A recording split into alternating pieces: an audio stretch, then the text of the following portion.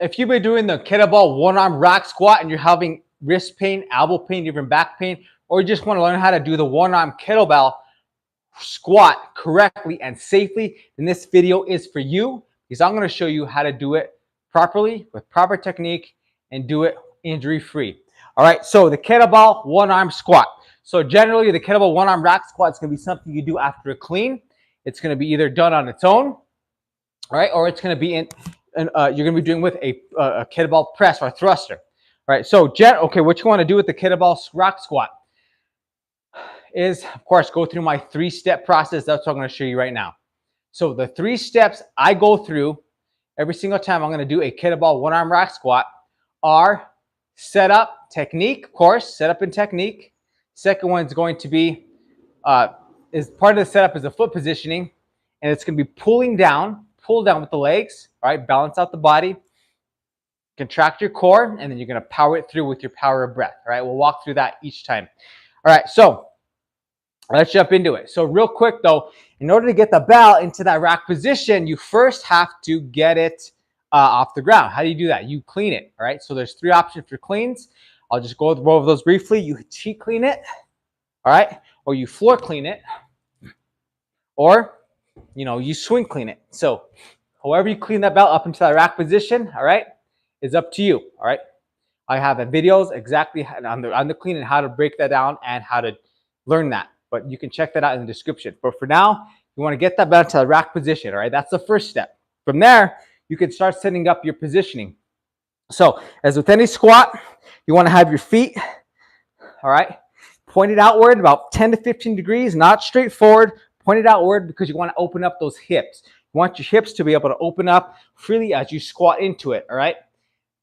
And that requires you to have your feet slightly pointed outward, all right? So once you have your feet pointed outward, you're going to be able to pull yourself down into that rack squat, all right?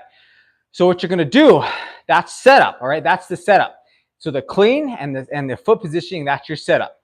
So however you clean the bell up, step 1, clean it up, foot positioning, set up. All right, step 2, all right, is pulling yourself down. You're not dropping into the squat. You're using your legs to pull, lower, and control yourself into that squat position, all right? So real quick though, before you get into that, you want to make sure that, as I mess with my pants here, you're wearing the right clothing for that.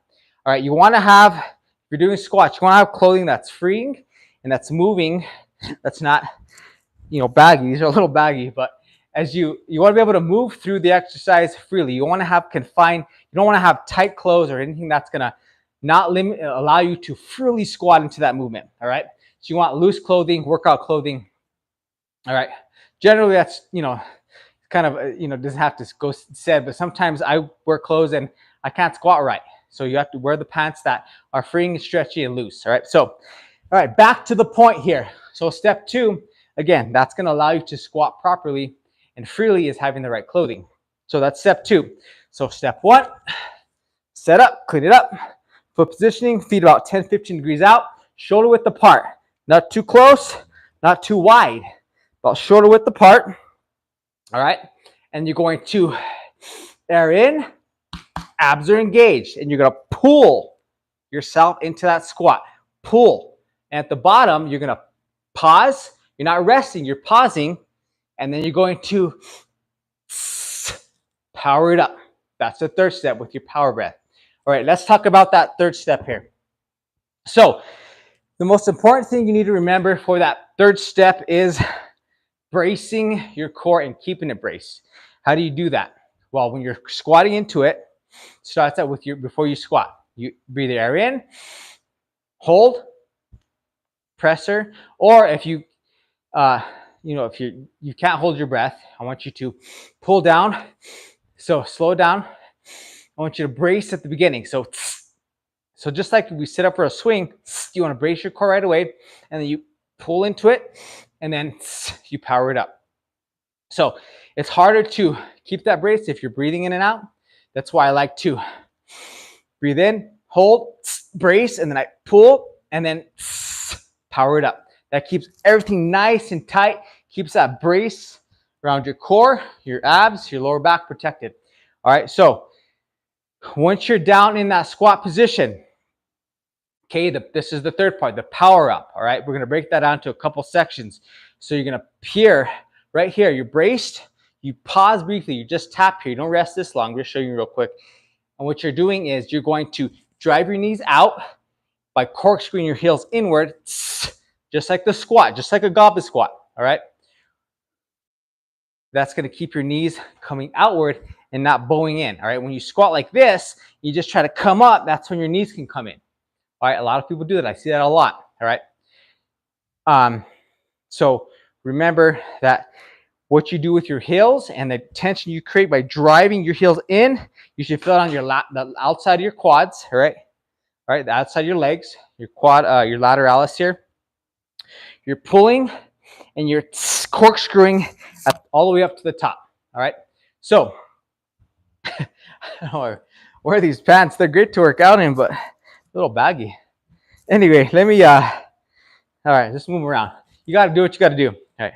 So again, set up, rack, pull, power. See, my abs are tight and I'm corkscrewing it up, powering it up to the top. All right, that's the step, third step. And as you power it up, as part of the third step, it's your breathing, your power breathing. So pull, power, just like you do a swing, you power breathe because you want to keep that tension in your core. And by power breathing, you're actually embracing your core even more. Okay, what you don't want to do is, or take a big, deep breath in or out, because that relaxes your abs. All right, that's not good for your back on any squat or any exercise. That's why we power breathe. All right, so before I go off on a breathing tangent there, breathing is important, but I just wanted to make it simple and power breathe, meaning hissing out the nose, or not the nose, the mouth, embracing your abs. That's gonna, if you do it right, you'll feel your abs start to contract even more and start to really tighten up. All right, so let's break it down. How do you put that all together? All right, step one, set up. Step two, pull yourself down with your legs. Step three is power it up with your power breath and driving your heels, corkscrewing your heels together. All right, so how does that look? Looks just like this. Set up. This is something I want you to practice. All right. Step one, set up. First, decide on the clean you're going to do. Get the bounce to the rack position. Clean. Right. Adjust your feet. That's the setup. Step two, pull down, brace, pull, pause, and then power it up. Reset. Up.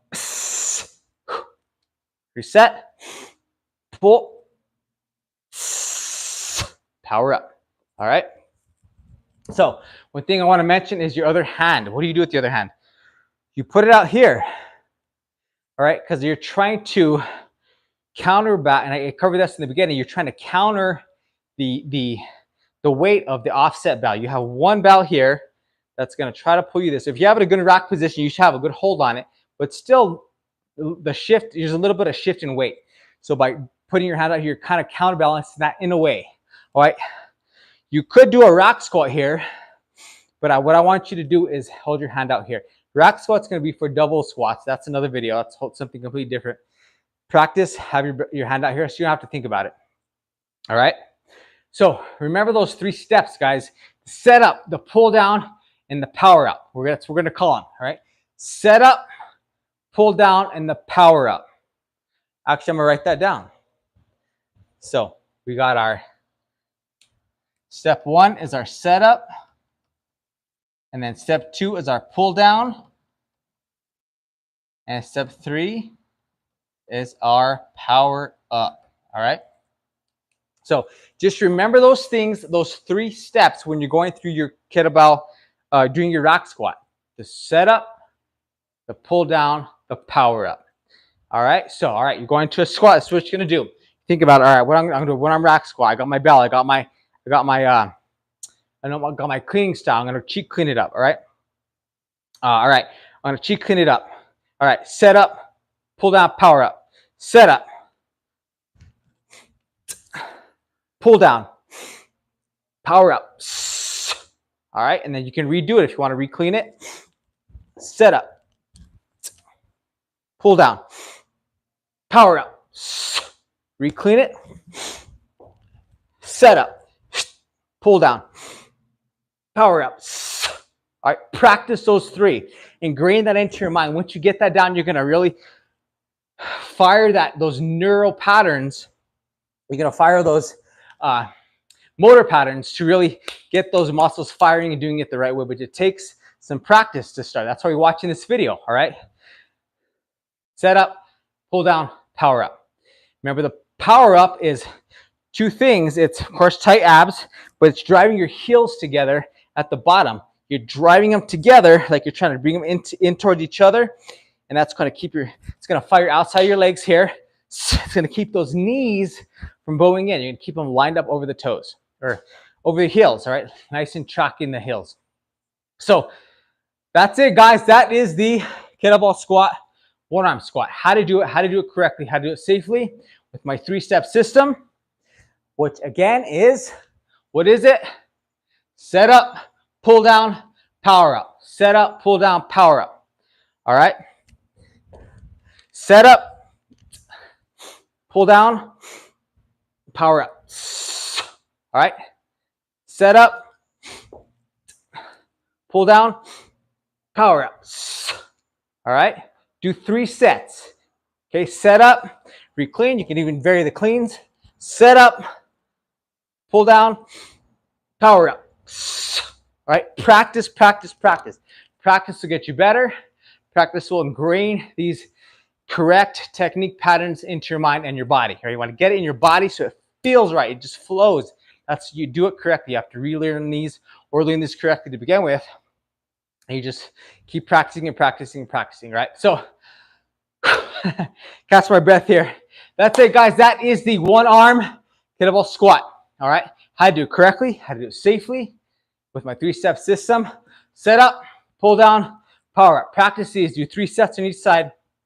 Practice this, and then I start to apply it because I'm going to have more workouts like this: clean, squat, press, things like that. You want to know how to do this one-arm rack squat correctly and safely, guys. All right, guys, that's it for the day. That's the workout today. Real quick, before I forget, I have two things I want to give you for free. I have my full 5 to 10 minute full body kettlebell workout, absolutely free. You can grab that when you're limited on time. You can grab that, do anytime you want. All right, I'm gonna grab that's free below, so you can start to apply these exercises. And the second one, which we're really proud of, is my top 6 kettlebell exercises for men 35 plus to burn fat, to get strong, to get fit, and to do it with just a kettlebell the way I did. These 6 exercises are the foundational exercises that if you just do these, you're going to get fit, you're going to get strong, you're going to transform your mind, your body, your life. Trust me, these exercises are powerful. Plus, I threw in the power mindset technique routine that I do every single day to get focused, to get primed, to get set for a powerful day. Start strong, and I can have an awesome day and finish even stronger, right? Taking the actions that I need to take with the consistency that I need to have to get the results I want. That's what it's really about, guys, getting that mind focus as well. So I threw that in, absolutely free. My free report, grab that below. Otherwise, guys, thanks for showing up for this video, doing the kettlebell one-arm rack squat with me, or front squat, different names for it, kettlebell one-arm squat, and learning it, how to do it properly, all right? If you like this video, let me know, share this with anyone that could use this information, learning how to do this technique safely and effectively with the kettlebell, all right? And let's spread that message. I want to teach safe and effective kettlebell training so you can transform your body, transform your mind, transform from the inside out and really become the strong, fit, and best version of you can. And it starts with the foundations, learning the technique properly. All right, guys, so share it with anyone that you know. All right, so otherwise, guys, I'll see you in the next video. Remember my free report and my free 5-minute full body kettlebell workout below. Grab that if you want that. And otherwise, guys, see you on the next video. If you have any questions, comments in the description below. Any questions about this workout, these exercises, or any other questions you have about kettlebell training, comments below, and I'll get back to you ASAP with those. Otherwise, guys, have an awesome day. Train strong, get after it. See you in the next video. You got this. Take it one day at a time, and I'll see you soon. Have an awesome day.